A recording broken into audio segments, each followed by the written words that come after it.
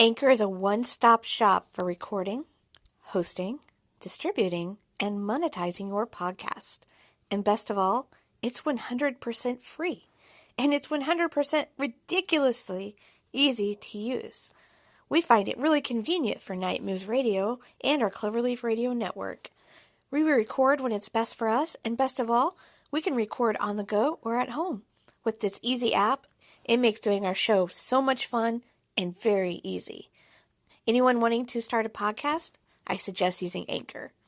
Perhaps it'd be a great starting point for you.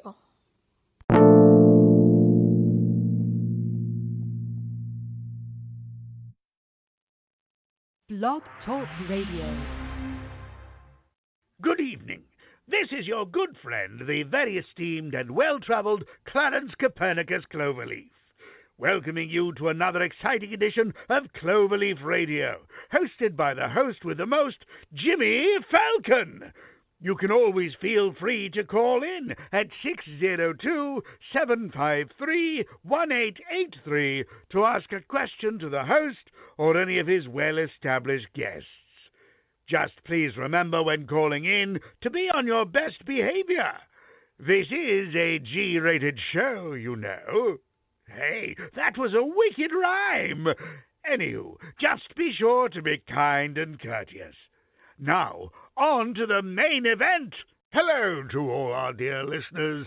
This is your spokesman with a plan, Clarence Cloverleaf, coming to you after somewhat of an absent spell, as since December of 2018, I've been sailing around the world. From Italy to Canada, I've been making my way across this beautiful land of ours, searching for new meaning to an older existence. I'm happy to say I'm back now, and here to let you in on some stuff going on as of late. In mid-2018, the Cloverleaf Radio Network expanded to include our friends Josh and Ariana over at Night Moves Radio. It's been a splendid partnership, and Jimmy, Jane, and I are happy to welcome them to the family. They also brought along Soul Stories, which features inspiring poetry, read by the author herself, Ariana Cherry. We've been brought onto many new networks, including Anchor, the ASY Podcasting Network, WordPress, Podbean, even iHeartRadio. We've also started a fresh new YouTube page, as well as updating our Twitter, Blog Talk Radio, and expanding our network to new segments, more radio reunions, all news guests, and so much more. Also, the Cloverleaf Radio Network, Jimmy, Ariana, and Josh, will be appearing upcoming at two conventions, SilCon and Dark History Con. Alrighty, we are back for another exciting edition of Cloverleaf Radio. I'm the host of the Most Jimmy Falcon, and it's always an honor to welcome back David Lipper. How's it going, David? Hey, what's going on? Oh, doing pretty good here in Illinois. How's things out your way? It's hot. It's hot and sunny here in L.A., California. Actually, I'm in Sherman Oaks, which is even hotter. Just the valley side. It seems like that can happen. I don't know why I never decided to ask you about this, but being that you were born in Montreal and grew up in Canada, how different and how the same is that life in Canada versus life in the United States? I'm sure there's a lot of same and there's some differences.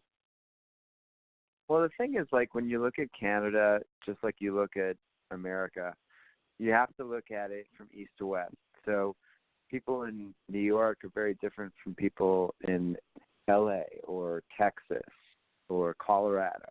So in the same token, you look at Canada. So if you kind of line up the provinces with the states, you'll probably find the people in Texas, like Dallas, and people in Calgary, Alberta, they probably have a lot more in common than a lot of other people from the same country.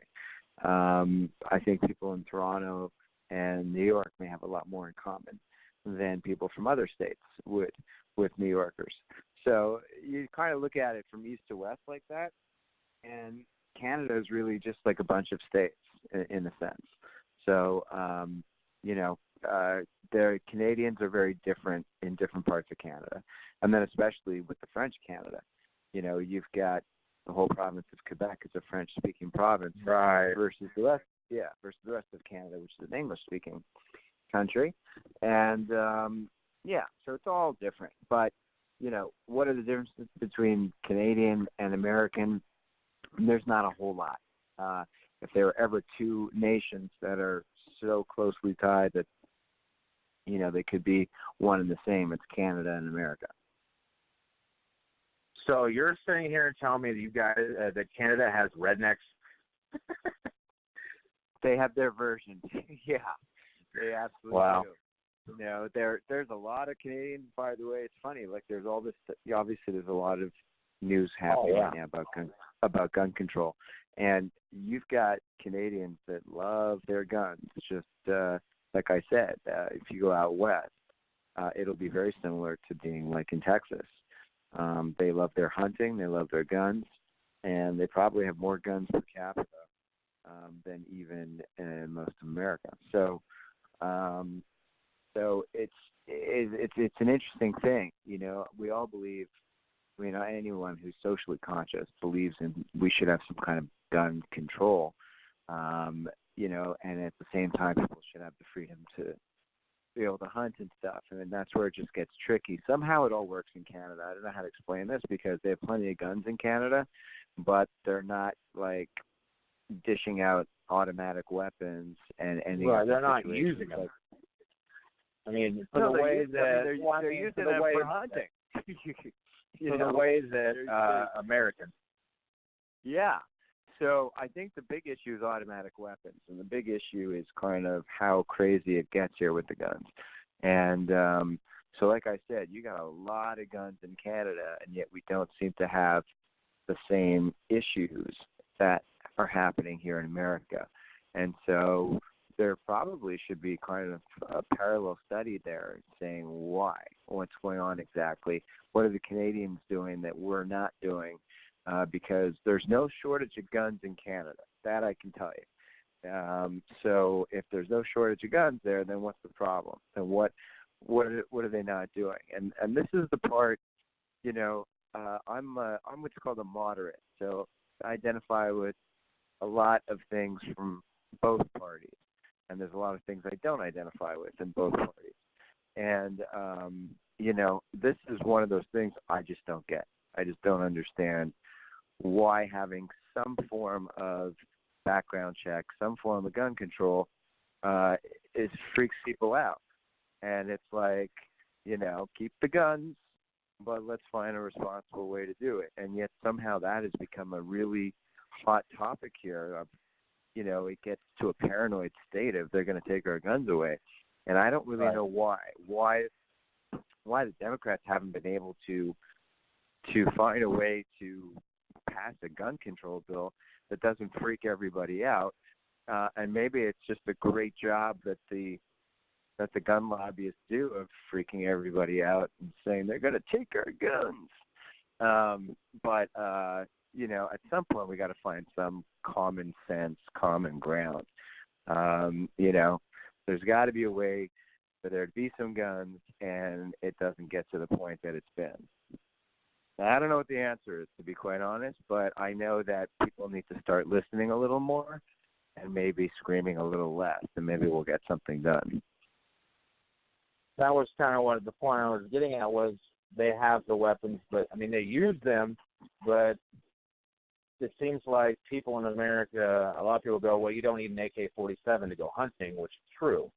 Why should the average Joe should not have an AK-47 or, any kind of assault rifle, anything besides a shotgun or a pistol for, your personal safety or if you're a hunter? Yeah.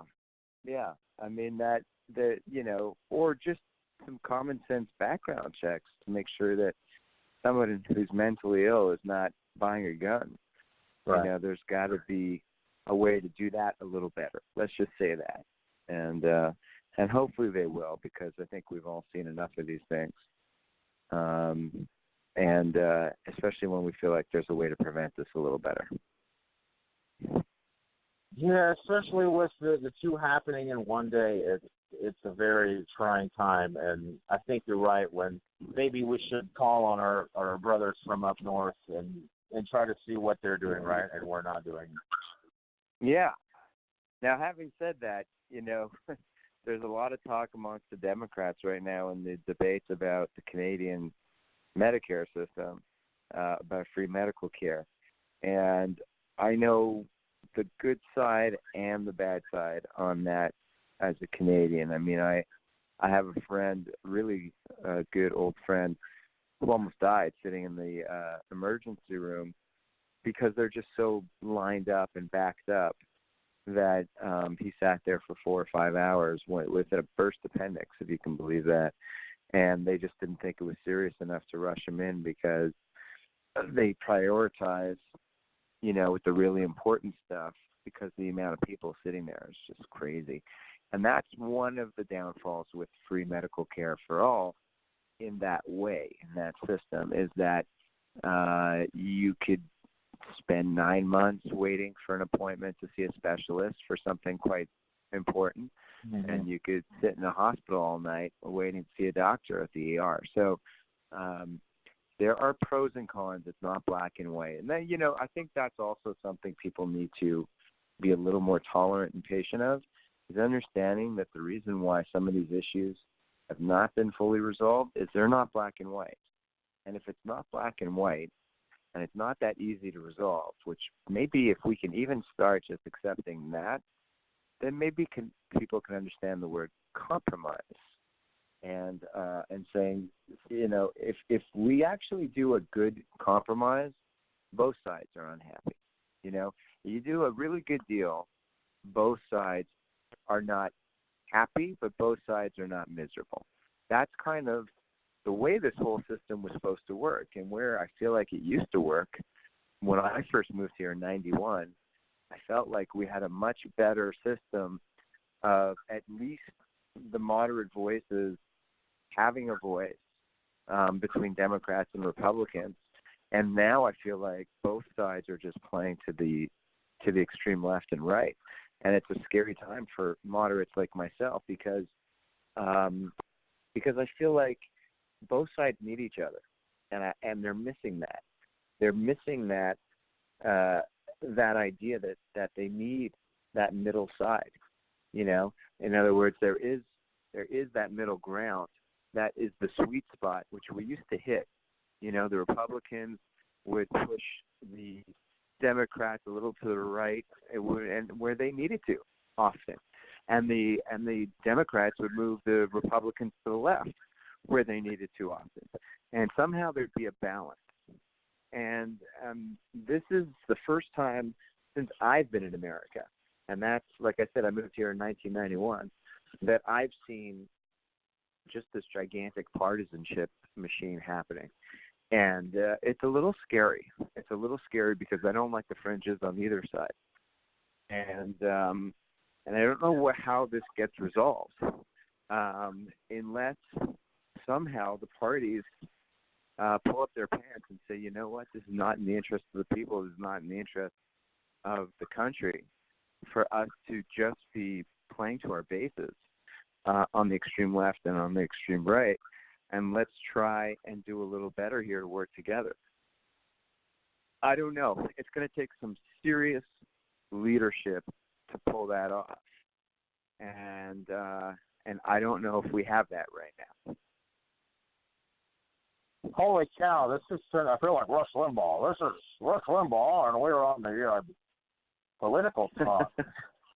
I know, it got political. That's crazy. Well, it's a political climate right now. We got all these bloody debates with the 252 Democrats running for president. It's hard to keep track of anything else right now. Well, I know I wanted to get into your newest, some of the newest things you have out. You have a couple of posts, and you did stuff. You've been going crazy for years. So tell everyone what's some of your newest stuff you've been working on. Great. Let's talk about me. There's a lot of great stuff coming. I'm really, really excited. And when I have dates,